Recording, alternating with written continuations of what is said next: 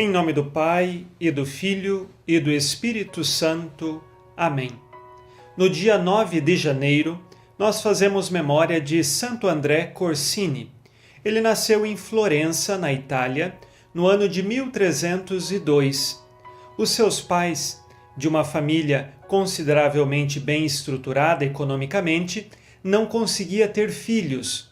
E então sua mãe, aflita, rezava a Deus a graça de poder ter um filho. E assim aconteceu que aquela família Corsini teve o seu primeiro filho, o qual nasceu no dia de Santo André e recebeu então o nome de André e o sobrenome Corsini. A mãe, quando estava grávida de Santo André, ela teve um sonho. E neste sonho, ela via que o filho dela era como um lobo.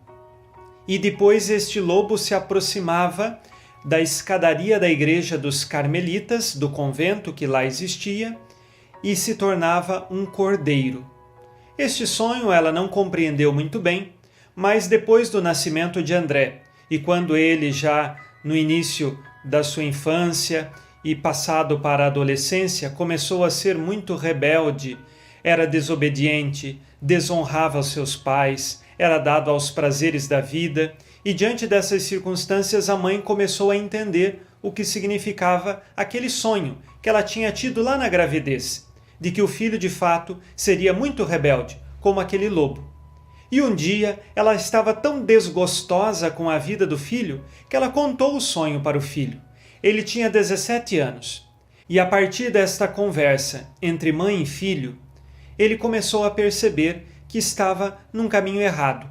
E foi à ordem dos Carmelitas e ali decidiu abandonar a antiga vida e ingressar nos Carmelitas. Desse modo, se cumpriu o sonho da mãe.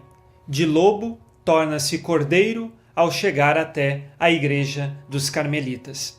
Como um religioso, Santo André começou a crescer muito na virtude.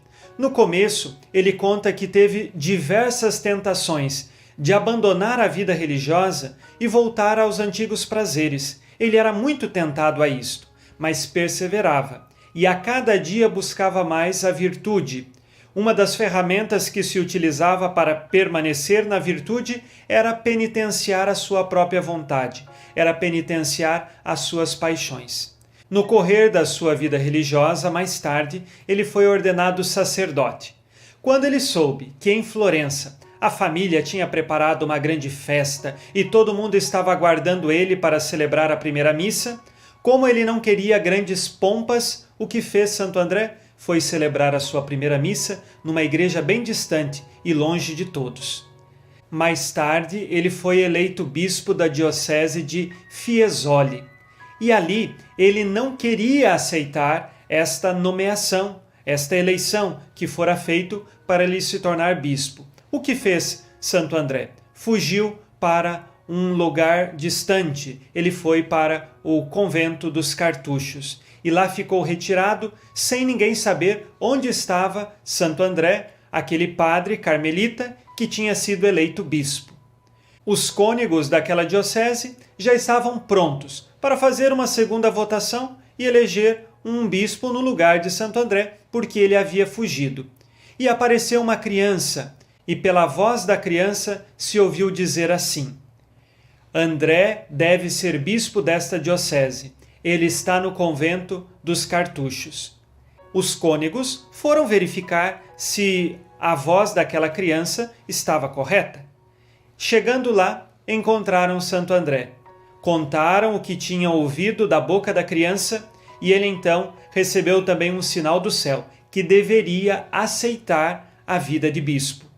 Aceitou, se tornou bispo daquela diocese e agora, se já era virtuoso na vida religiosa, como bispo ele tinha consciência de que lhe seria muito mais exigido diante de Deus e de sua consciência todos os mistérios que lhe foram dispensados ao se tornar um sucessor dos apóstolos.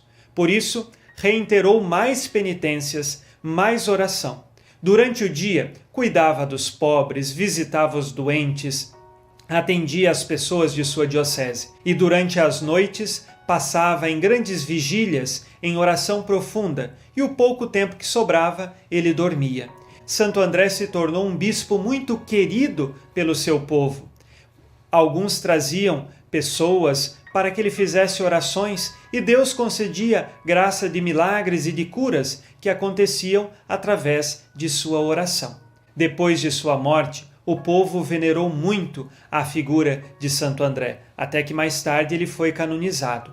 Conta-se também que, na noite de Natal do ano de 1372, ele passou mal e recebeu uma revelação de que sua morte aconteceria no próximo dia 6 de janeiro do ano de 1373. E assim aconteceu. Santo André se preparou para o momento de sua morte e partiu para Deus com o coração em paz. Suas últimas palavras foram: deixai agora vosso servo ir em paz. Peçamos a intercessão de Santo André, para que saibamos sempre permanecer na virtude e buscar uma vida de profunda oração e também de cuidado para com as nossas tarefas que precisamos fazer segundo o nosso estado. Se estamos na nossa família, se somos do clero, se somos leigos, quais sejam os nossos serviços, que saibamos fazê-los sempre com zelo e na virtude cristã. Rezemos com você e por você. Ó Deus, que chamaste Santo André Corsini a buscar o vosso reino neste mundo, seguindo o caminho da caridade perfeita, concedei-nos, fortalecidos por sua intercessão, progredir com alegria nos caminhos do amor. Que por suas preces alcancemos, segundo a vontade de Deus, o que pedimos nesta oração. Por Cristo nosso Senhor. Amém. Ave Maria, cheia de graça, o Senhor é convosco. Bendita sois vós entre as mulheres, e bendito é o fruto do vosso ventre, Jesus. Santa Maria, Mãe de Deus, rogai por nós, pecadores, agora e na hora de nossa morte. Amém. Santo André Corsini, rogai por nós. Abençoe-vos Deus Todo-Poderoso, Pai e Filho e Espírito Santo. Amém. Fique na paz e na alegria que vem de Jesus.